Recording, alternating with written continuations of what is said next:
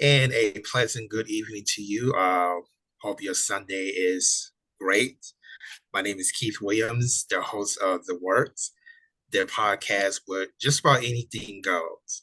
And we basically talk about stuff that no one else wants to talk about. But we also have some exciting guests that has some incredible stories, great information, topics that don't really get a lot of attention in mainstream media.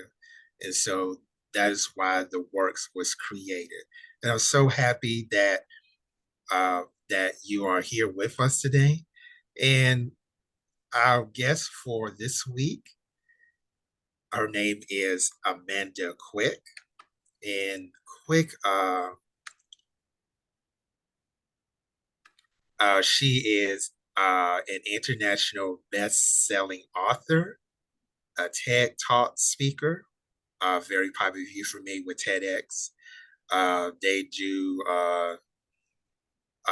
they have speakers from not all over the country but all over the world. She's a trauma advocate as well.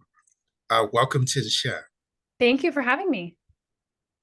Okay, so I just kind of gave a synopsis based Mhm. on your uh, the bio that was sent to me, but uh, for our audience, tell us who is Amanda Quick. Yeah, absolutely. So I'm a lot of things, obviously. It's hard to put titles to yourself, but I am a bestselling author. I launched my first book about a year ago now. The title is The Sex Trafficker's Wife. It's a memoir that shares my big trauma story of what happened to me in 2016 after my ex-husband's arrest for attempted human trafficking and my overcoming and recovery and custody fights and everything that ensued. And since then, I have used that story in many avenues to try to help other people feel less alone and to feel safe to tell their stories and to overcome the challenges in their life. And I recently gave my first TEDx speak about just over 2 weeks ago now. I'm very excited for that to launch out into the big world. The Healing Power of Storytelling is the title of that talk. And I'm the founder of a nonprofit organization that helps people fighting for custody from their abusers and their children's abusers. I'm a mom. I am newly remarried to my third husband, very different than the previous one. And I do a lot of things to really do everything I can to inspire other people to overcome and to change their own lives. It's funny that you mentioned that you are a human trafficking expert because I think for maybe the past 5 or 6 years ago, I have actually paired up with a nonprofit in my locality, and the founder of that organization is also a human trafficking expert. One of her daughters was actually involved in a human trafficking Mhm. incident in which she unfortunately ended up in jail for being an accomplice to a crime, Mhm. even though she didn't commit the crime with this person. The fact of the matter that she was there with him Mhm. landed her in jail. Yeah. Um, There's what, a lot of wrong in the system when it comes to, yeah, yeah, it is. It is, and I think that that part of the law needs to be re. 100%. So I don't know. 100%. I don't know if it's a national law or it's a state law because it It's both. varies. It's both. Family and criminal law is both needs to be rewritten. My ex-husband was arrested for trying to purchase two children, ages 11 and 14, and he only ever got probation. He's a upper middle class white man, and he got probation when many people are in jail for a whole lot worse. And he retained his constitutional right to parent, which means he had full unsupervised access to our three children. And it cost me over $75,000 in custody fights to succeed at proving that my children were in danger. And so my story is very complex and traumatic in all of those ways, but it is my goal to advocate and to spread awareness of what actually human trafficking looks like, what actually is going on in every single city, in every single town, in every single place in this world. This isn't just something that happens in third world countries. This is happening right under people's noses. And I think it's really important that people start being willing to talk about it. So I'm quite sure that you have been all over the country uh, of doing this sort of thing, and I think you are on. Okay, you on Pacific time, so Correct. you're out on the West Coast. Uh, um, so we just had back in January, we just had human trafficking Yes. awareness, Correct. and I paired with a nonprofit organization, and we had a human trafficking teen summit, Mhm. which, by the way, you can check that out on the Australia broadcast section or OB's International YouTube page. Or, on that, Mhm. there's a video that was recorded, and the founder of of an organization, she facilitated this teen summit, and we had quite a bit of individuals. I think we had maybe about 15 to 20 teenagers that came out, and we had uh, a couple of adults that with us to kind of help us out a little bit, and they gave some insight on it. I think we had a prominent attorney Mhm. who specializes in.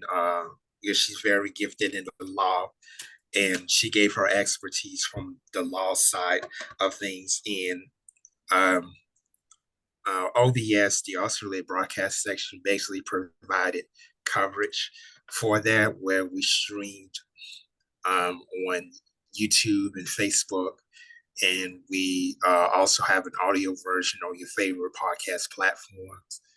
Um, so that's one of the things I don't know too much about human trafficking. I am not an expert in that, but would like to I spread unfortunately awareness. know too much about it. But I think it's really important that education and awareness is spread. So I appreciate all that anybody is willing to do to help spread awareness. So I'm kind of learning.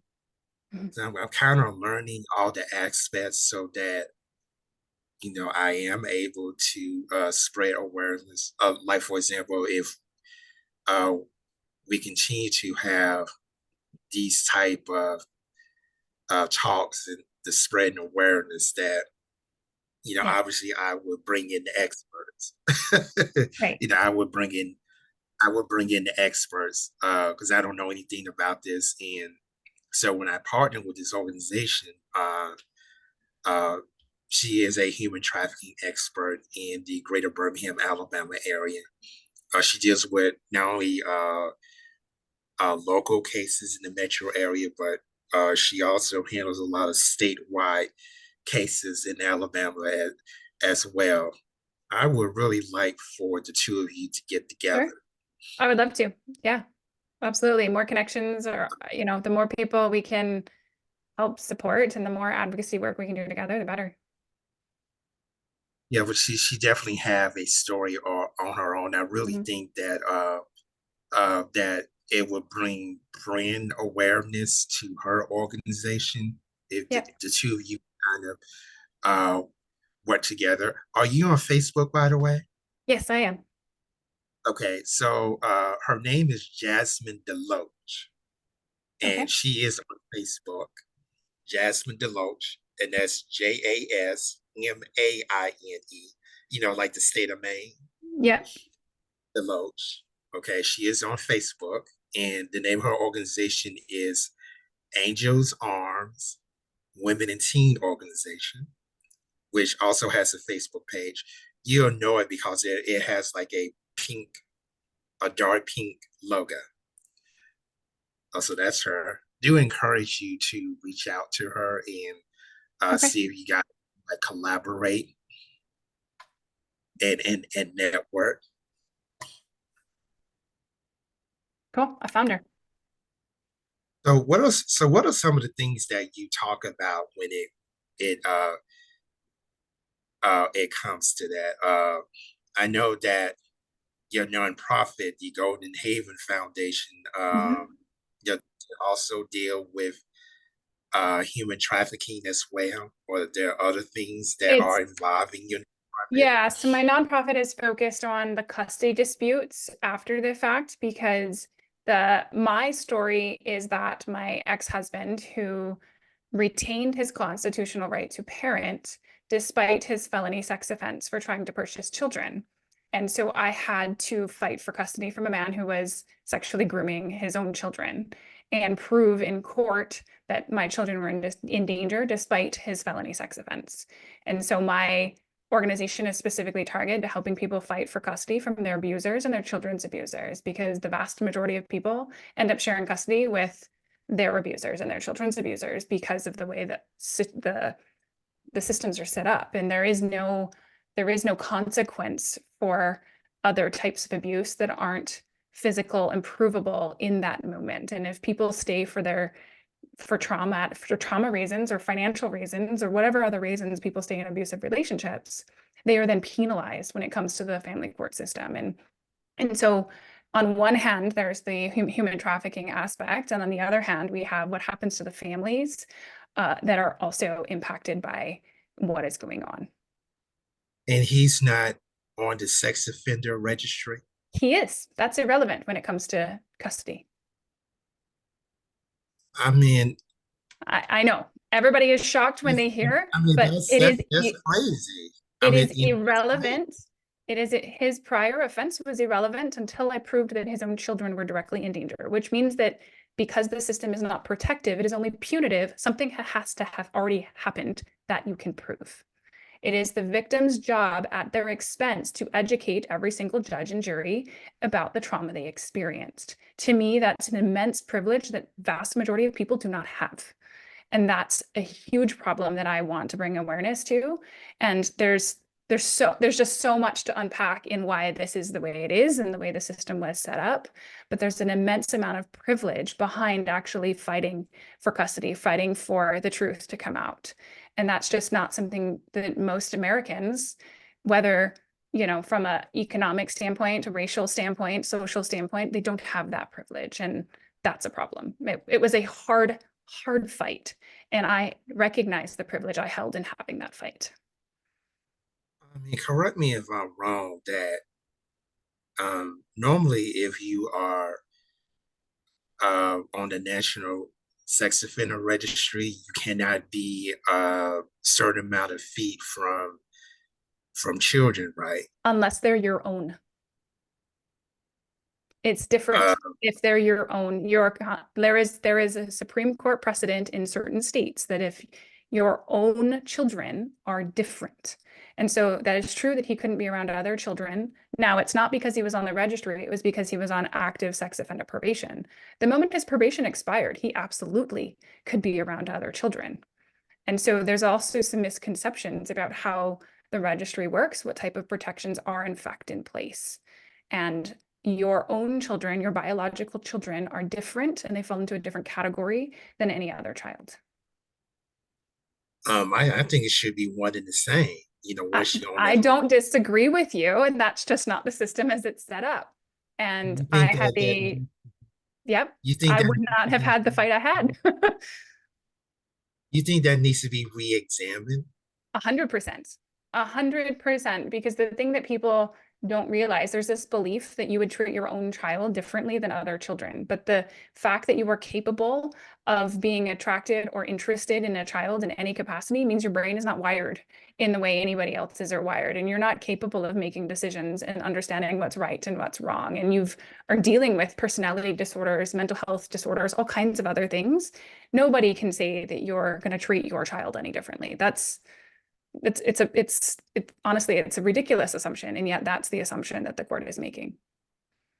Uh, but then I want to point your attention. I think it was a movie that came out in the 80s called something about Amelia. Are you familiar with that? Starred Ted Danson. I haven't seen that one, So no. Okay, so it was basically a case to where the father, who's played by Ted Danson, sexually molested his own daughter, Mhm. and he was not allowed to see her. And so he was kind of like fighting to, get the right to see her. And but but the mother was like, I don't have anything to do with you. I don't want But in you that having case, so in it. that case, that the daughter was the original victim, right? And so it's different when the original victim wasn't the direct child. So if it would be a different situation if my children were the original victims, they would have never let that happen. But because it was hypothetical children in a sting operation that caught him, my children were never seen as his intended victims. And the Yeah, court was the reason separating the why two. the reason why I brought that up is that because, in a perfect world, if if your ex-husband was on their registry, that means that he should have access to any child, period. Whether The it's registry is only informational purposes. It does not dictate any amount of rights. Only probation or parole or actual jail time dictates their rights around children. so you do believe that this needs to be A re-examined and hundred, 100%, 1,000%. This needs to be revisited, as does the uh, assumption that sexual offenders retain their constitutional right to parent, especially when their offense was around any child of any type. is that something that your organization is doing or is willing So to? nonprofits cannot actually advocate for policy or law changes. That is against our 501(c) status.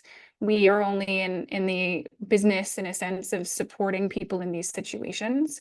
But I'm on the board and I have a for-profit business that is absolutely capable and will continue to advocate and spread awareness on what I do believe needs to be changed in the system. Okay, so as long as you have that avenue to Correct. where uh, you're able to do that. I know that I have an advocacy group, Mhm. which is not 501(c)(3). So we're able to actually do that. Even though we treat ourselves as a nonprofit, Yeah, you we're have to not be very 5. careful with the non-taxable status when it comes to political agendas, which is fine, but there's more than one organization you can be a part of. And part of why I wrote my book was to share my story and spread it. What my TED Talk shares my story. I'm very intentionally sharing my story in as many avenues, in many media outlets, in as many places I can, so that I can gain the attention of people who have the right connections and I can have the conversations with the right people. Okay, so let's talk about your book. Yeah. Uh, the what is it about? Yeah. What So type? it's called The Sex Trafficker's Wife, a story of truth, faith, and trust in self. It's my memoir. It starts with the day in 2016 when my ex-husband did not come home from work. I was a full-time stay-at-home parent. My kids were 1, 4, and 5. I had no idea what he was up to, what he was doing. He just didn't come home from work one night, and I called hospitals. I called everybody I can think of because I didn't know where he was. And I eventually found him in jail. And when I asked on what charge, they told me attempted human trafficking, and he had a $250,000 bond. And so that's when the book starts. It starts that day when I found that out. And it takes the reader through my entire journey of not believing, of being in complete denial, complete utter denial that this was ever possible. And what he admitted to versus what he was being charged with were very different. And I tried to believe that he was telling the truth because I couldn't believe I was married to somebody capable of that. I couldn't believe I could possibly have chosen that type of person. I couldn't believe that I was ever in danger because I didn't want to see it. And I stayed and supported him through his criminal proceedings. He only got probation. He never went to jail. And it took me seeing my own children in danger a couple of years later for me to get it. It took me seeing the things that my children were saying to me. It took the manipulations coming to light for me to understand that he was, in fact, the deviant person that he was arrested for, and that we were not safe. We had never been safe. And then I had a hell of a fight ahead of me because he was not just sexually deviant, but he was incredibly gaslighting and manipulative and mentally and emotionally abusive. And I had to unravel all of that to understand my part and the choices that I made that contributed. And I had to take ownership and accountability for the fact that I had chosen not to see. I had chosen to stay in my trauma. And I had to take accountability for that so that I could get us the hell out of there. And that's when I shifted and I decided that I was not going to let this occur. I was not going to let us be in a situation where my children were going to be sexually abused by their father. And I, no amount of money would stop me. No stone left unturned. I fought with everything I had and then some. And I successfully proved in court in February of 2020 that my children were in fact in danger. And in March of 2020, my divorce was final 2 weeks before the pandemic hit. And the book starts to end around that time and what all has happened kind of in the unraveling and understanding that has come from me needing to take back my power in a sense and fight for myself and my children. So let me get this straight. At first you really didn't know I had no that idea. that your ex-husband was like this, and then when you found out, I couldn't believe it. you chose not to believe it. Correct. You I couldn't know, believe it. This wasn't the man I knew. That was not the man I married. How could that possibly be true? We were together for almost 10 years. well, sometimes it's kind of hard to really It see, is. see the warning signs, because what happened is that a person with that type of mentality, they're very good in hiding whatever Yes. they go through. Yes. He lived a double And life and I had no idea. Like it was and literally two different people. right, it's kind of like Dr. Jekyll and Mr. Hyde Mhm. that we're Yeah, dealing with out here. exactly. Got two different personalities, two different sides, Exactly. and um, also too, you couldn't have known. No. At first, 'cause like I said earlier, people are really good in hiding who they really are, and they keep that up. And sometimes that involves narcissism Yep. and gaslighting and manipulation. Exactly. It's also involved in well as well, and none of that is normal. No. No. Because he figured that if he, went out, and said this, that two things would happen. Either you would have believed him, you would have believed him and walked away, or like you said earlier, because of certain circumstances, uh, that it could be financial or whatever, Yeah, it could be emotional, it could be whatever, that you would stay. And that's kind of unfortunately the norm when it someone is. is in a relationship, because they figure that uh what would I do if I leave this relationship? I have no money, I have nowhere to go. Yep. So they There's a huge and amount of safety that you don't have once you've established this family unit. I had three very young children. I hadn't worked in 6 years. I was terrified by the other outcome. And and that's not unusual. And there's a lot of people who've thrown stones and judgment about my choice to stay in the beginning, and that's fine. My reason for sharing it is to help other people realize they're not alone in that choice. And there there's a reason it takes an average of 7 times before a domestic violence victim actually leaves. Like it's not an easy thing to do. And people cannot understand it until they've been there, and that's fine. But there's so many people out there who are maybe not even physically abused, but they're being gaslit, they're in narcissistic relationships, they're mentally, emotionally, sexually, financially unsafe in their relationships, and they have no idea how to get out. so you kind of like unpack what the theme of the book is. I think that was Yes. self-explanatory. Uh, well, who is the intended audience? Well, I have actually, there's quite a few people who read my book. There are people who see themselves, maybe not in the exact situation, but in some type of unsafe relationship, and they stayed and they talked themselves into why it was okay to stay, and they were in a, mentally, emotionally gaslighting type relationship. And those people really feel seen in my stories. There are the true crime crowd that wants the gory details, which are there. There are people who are into personal development and spiritual healing, because there's a whole unraveling of myself that I share, and my thought processes and my new awarenesses and understandings as I'm going through everything. I take you through my entire mental process over those 4 years. And so it's a wide range. Really, anybody who's experienced trauma and challenging times will probably find some resonance in my story, truthfully. But it's definitely speaks a lot to people who have been there in some capacity themselves. So, what are some of the mental challenges that you had in dealing with this? So Uh, I thought I was the crazy one. I kept being told that I was the crazy one. I was the narcissist. I was the one making a big deal out of nothing.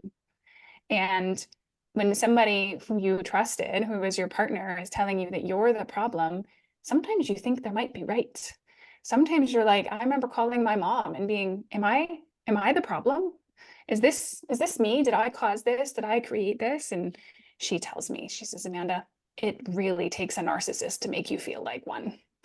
And the mental challenge of facing somebody who is so damn sure of their righteousness, so much so that they have really created an alternate personality that is so correct and right and wants to make you feel like you are nothing, takes an immense amount of overcoming to actually trust and believe in your own truth. And, I had lawyers telling me what the statute said and what was going to be possible, which was not safety for my children, because of the way the statutes are written and the constitutional right to parent. And I had to say, that's great. That's not going to be our reality. And how are you going to help me get to what I need? And I had to stop giving all of my decision-making power to other people, whether it be my ex-husband, whether it be my lawyers. And I had to follow my truth and what I knew to be true to create safety for myself and my kids. And it was no small feat. so, how did you overcome it? So this is a fun story. I was in therapy because I was diagnosed with PTSD. I was having full panic attacks. Every interaction with my ex-husband in transitions between children was a full-blown panic attack, because during the custody fight, we were still exchanging children. He had unsupervised alone time with them 50% of the time while we were in custody fights. So this was not easy to continue to hand my children over to this man. And I was exhibiting PTSD symptoms. I was in therapy. I was doing all of the things to try to support my nervous system. And my therapist, who's also shocked by everything because she's in the system and she says, this is crazy. I can't believe this keeps happening.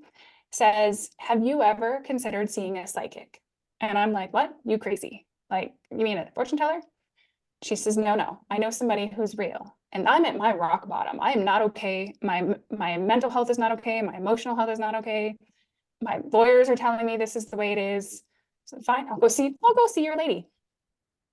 And I went to go see the psychic without any belief about anything.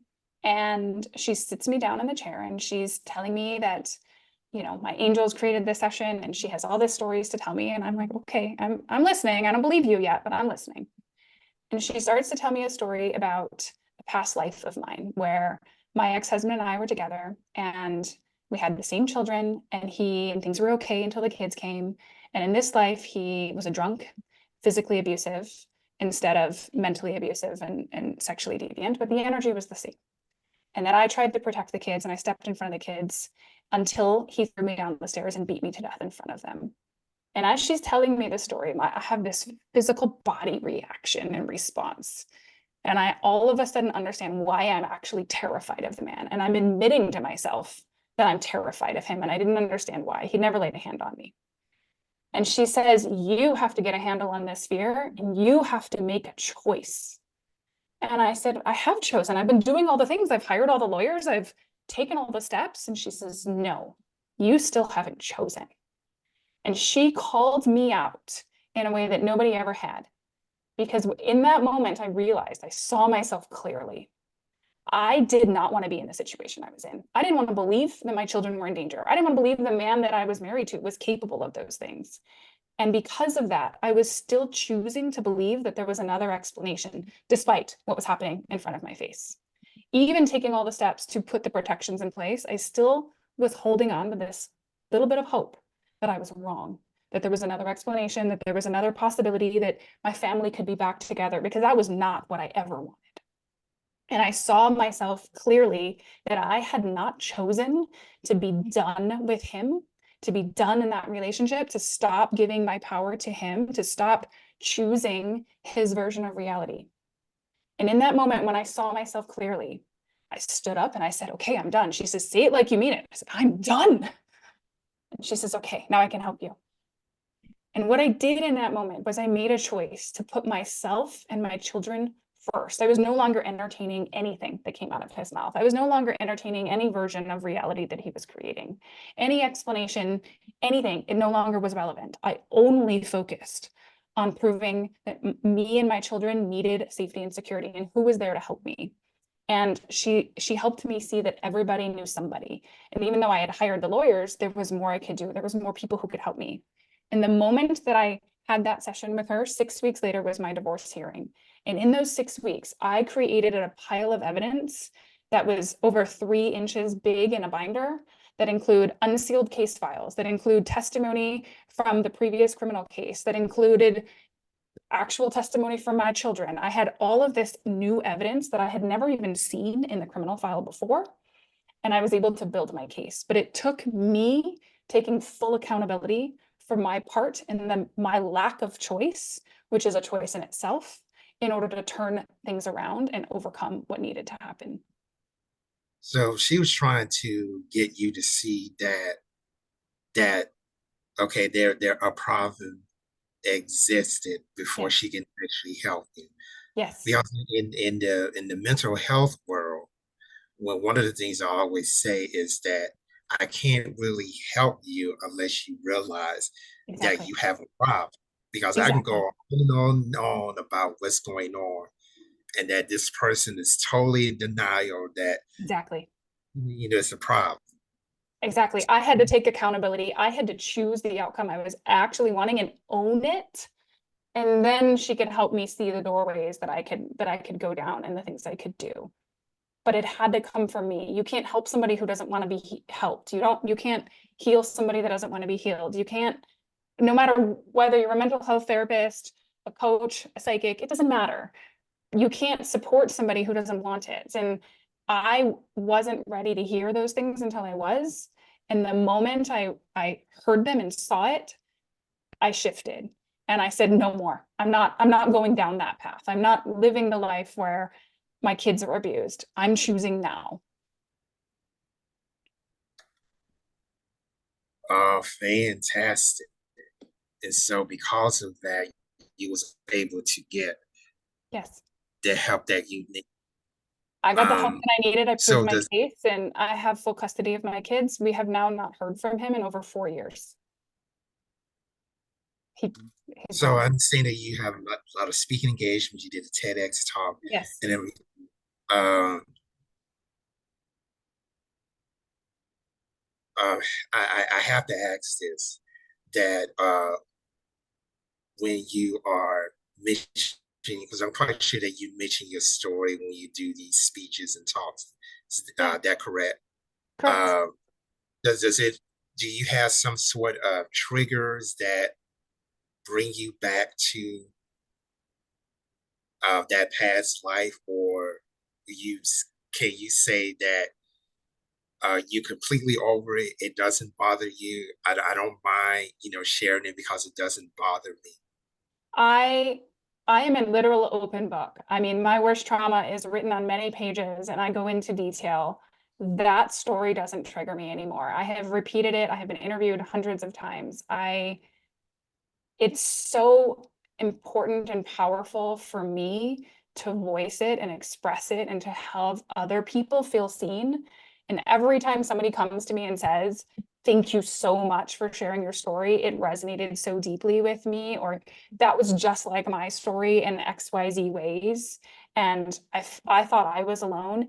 it truly helps heal me even more.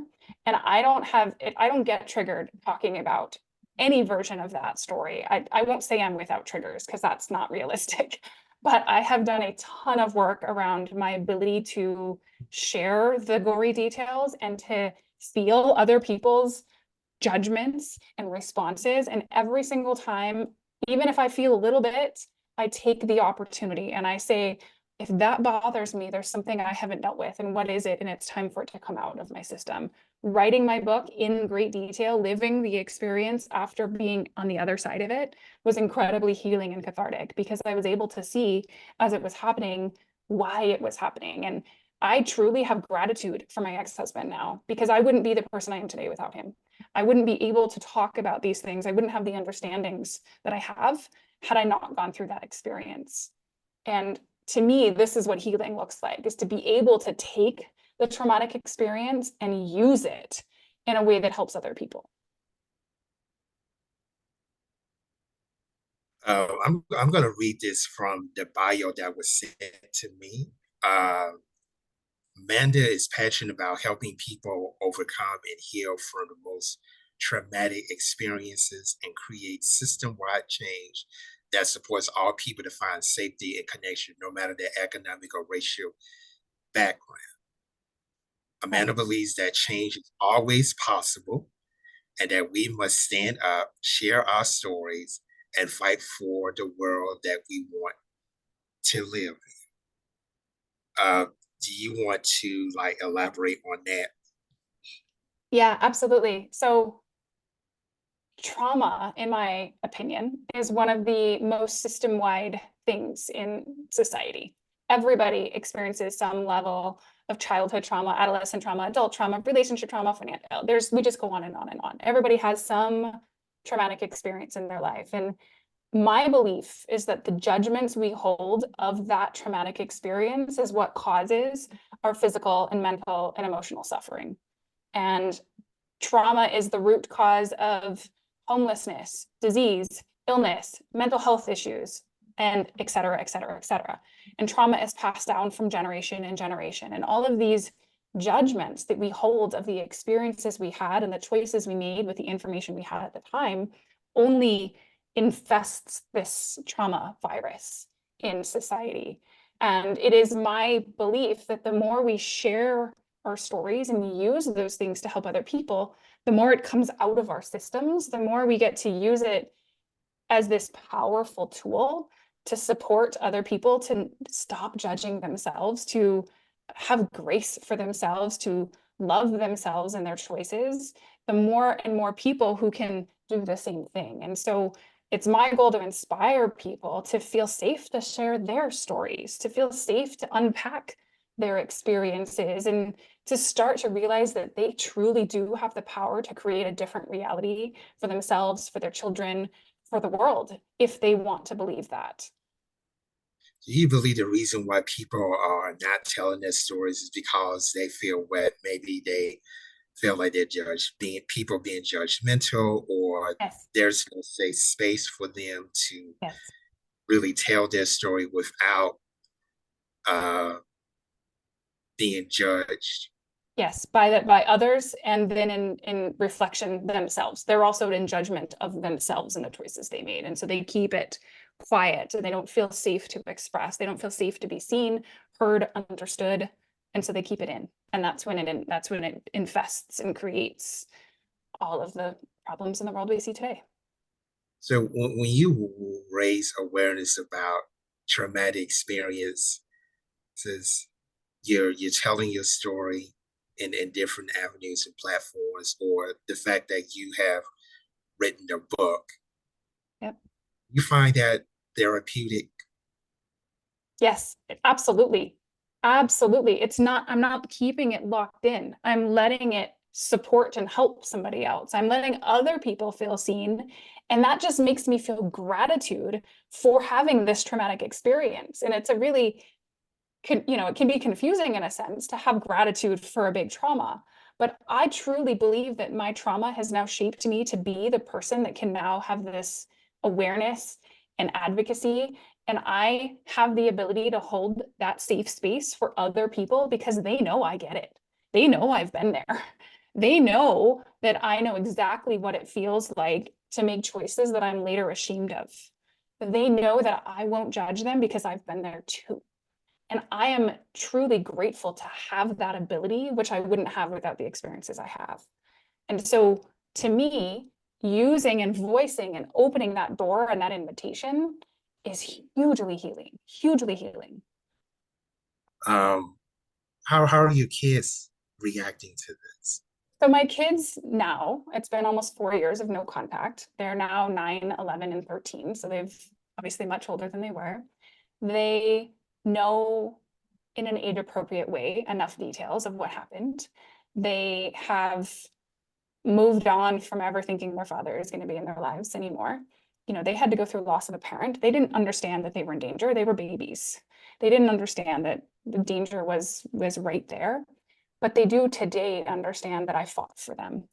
And they do understand today that my goal is to help other people who are in challenging times. And they do understand that I'm doing everything I can. And they're actually quite proud of me. My middle child told all of his teachers at school that I was going to give a TEDx talk. And he was very excited to share, you know, that I've published a book and that I've done these things. And even though he knows that in some ways the story is about his journey as well, he's still very proud of the accomplishments that I've made in that fight to support and help other people. And I think it's really amazing to be the model for that for them, to show them that even though we have hard things, we can use them in ways that are actually really positive. And we get to choose how we use our experiences and what we make them mean. Um, yeah, I understand that too, that you had a TEDx talk. Is it difficult to land one of those? Because I've seen a lot of It can be. ads saying, hey, I can help you get It a can be.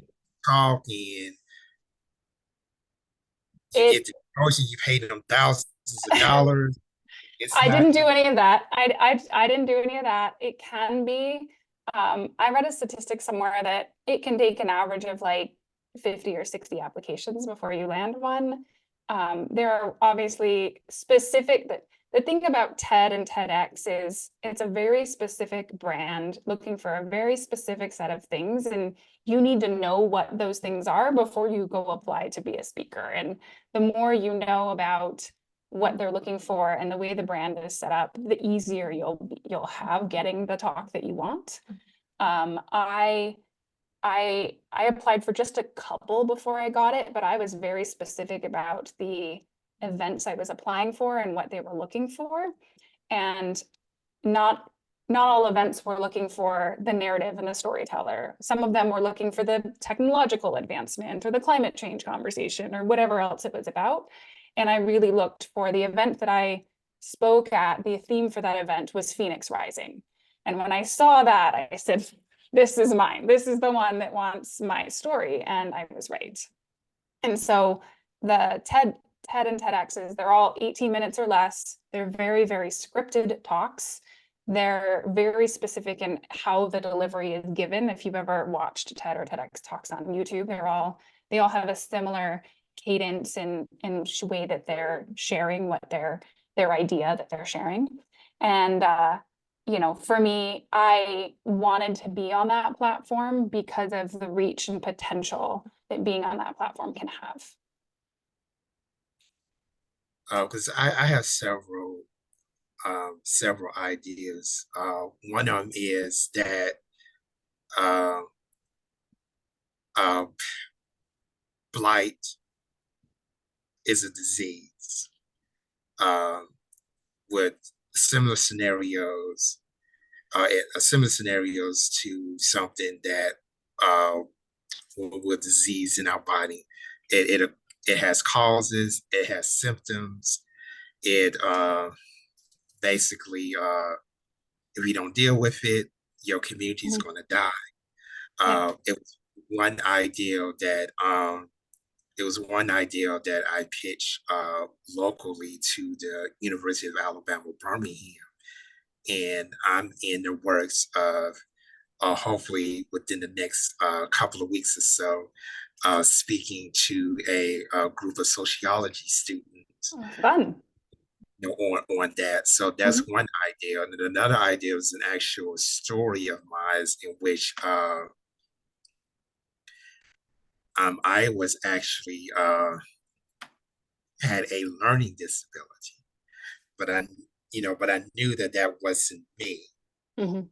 I knew that there was something greater about me that I wanted to achieve, but my teachers, administration, school administration was like, "No, you being unrealistic.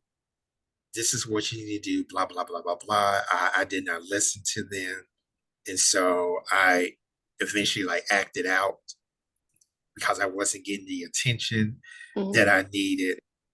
And so my mom and dad, they realized why I was acting out. And so they eventually got the help that I needed. And I was able to pursue my educational goals. Um, like in high school, I had to do 4 years of high school in 2 years. Mhm. So not only did that, but I was involved in a lot of extracurricular activities. I was part of the science club, the SGA, all the different things, and I held a part-time job. And so I was able to do that. I took the standardized test. I was like in the 98th percentile, of students in the state of Alabama, 98th percentile. And I only took the test once. That's You had a awesome. lot of people that took it like 2 or 3 times before Mhm. they got a passing score. But I went in there and took it and passed it the first time with a 98th percentile. Took the graduate exam for the first time, got a 98th percentile on that as well. Um, Ended up being in the top 2% of my class in high school. Despite everything that people was telling me, I was like, this is not me. What these Yeah. people were telling me was not me. Now You I took got control of your life too, and you're able to be an example and inspiration for others who are told they're not good enough or whatever other reasons. And that's amazing. You made the choice in the same way that I did, in a very different way, to choose to change your life. And that's amazing. well, I was actually, I think it was last year that I was on a panel list with high school students, and they was basically crying out, and they're saying that we as adults, we're not listening, Mhm. to them.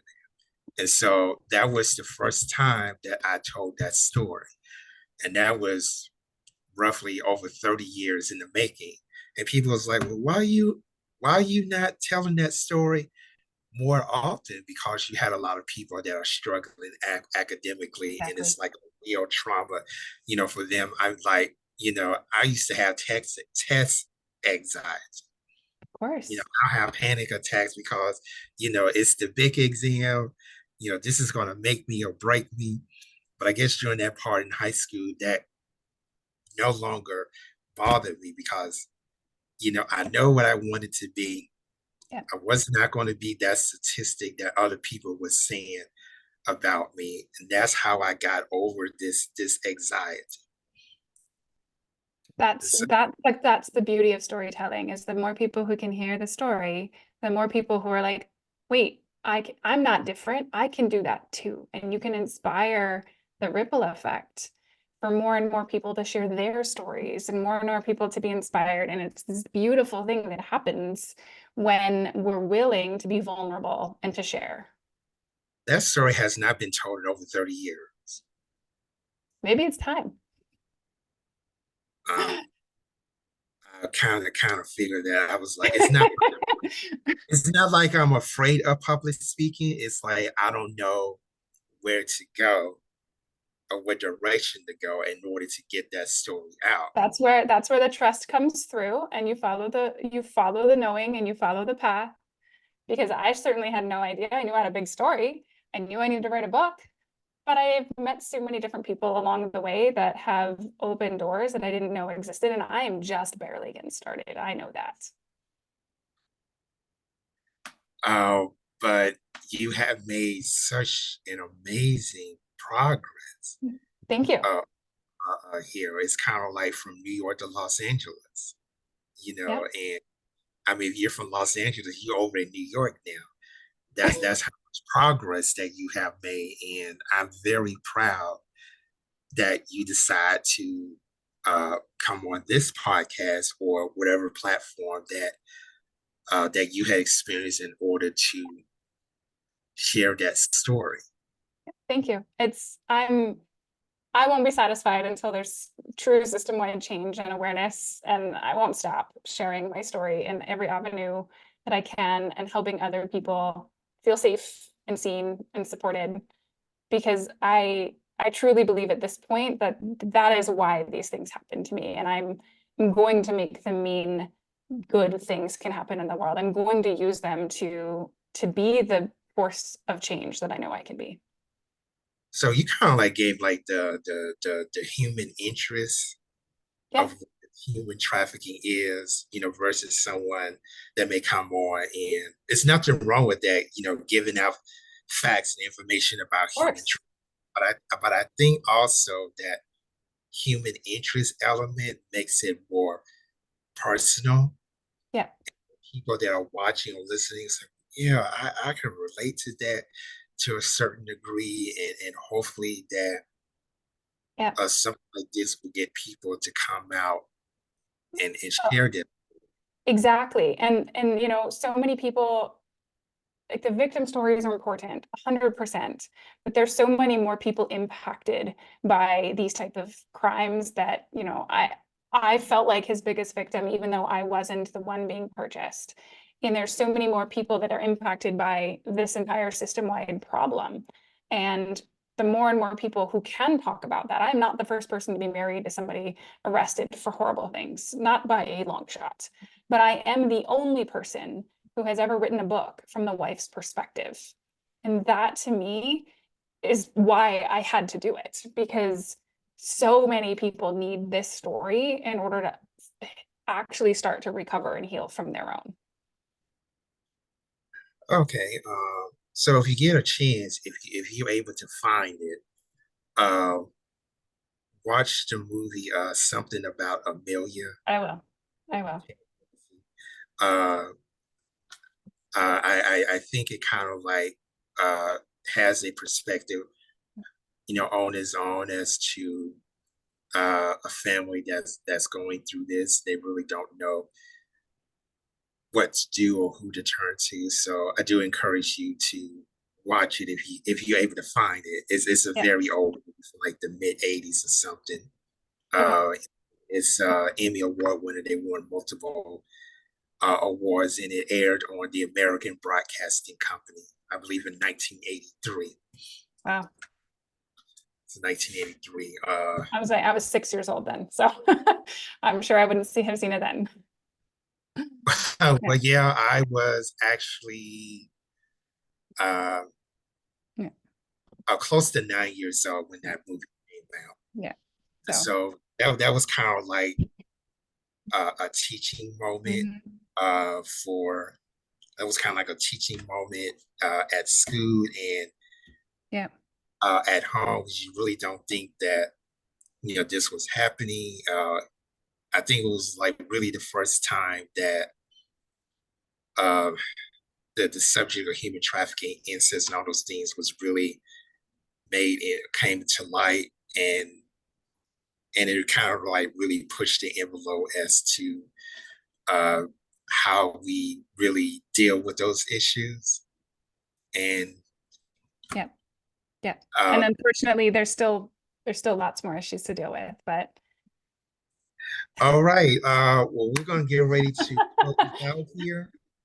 Um, Certainly wonderful for you to come on here and everything. We had some problems, but we're here and I'm so excited. Now, if someone wants to Mhm. get in contact with you, maybe they want you to speak somewhere, or Yeah. they want to purchase your book, or they just want to have a conversation with you, how they able to get in touch with Absolutely. So my book website is thesextraffickerswife.com. That has all the links to my book. My other business is amandaquickhealing.com, and that has other ways to contact me and other ways to work with me as well. And then my foundation is thegoldenhaven.org. I'm also on social media, Amanda Quick Healing and the Sex Trafficker's Wife. You can find me on pretty much all platforms. you? Okay, so it's a tradition in all of our podcasts. We have about three per se that in all of our podcasts, we allow the guests to have the last word. So, Amanda, what would you like to say to the audience in your last words? My last words here on this show will be remember that you know you and you've got you. And the only person who can get you out of any situation you're in is you, as long as you trust yourself. Uh, Pretty strong advice. Are very simple and to the point, and there's really no time limit as to what those last words, are. We had some short responses and we had some long responses, but we wanted to come from Mhm. the heart of the guest. And so that's where we step back Mhm. and say, okay, the floor is yours. You can say just about anything that you want to share with the audience. So, ladies and gentlemen, show some love to Amanda Quick. Thank you so much for being on the show. And I really hope that you get in touch with that person that I just mentioned earlier, Yeah, in the show. I'm sure that y'all will find some things in common, and hopefully that y'all can network and connect and do absolutely. some things together. So, whenever you can. Okay. Thank you so much. And that will close out for this segment of The Works. I'm Keith Williams, your host. Thank you so much for tuning in. Be sure to tune in next week. We have another great guest to share with you, and hopefully that you will tune in next week. Until then, enjoy the rest of your Sunday.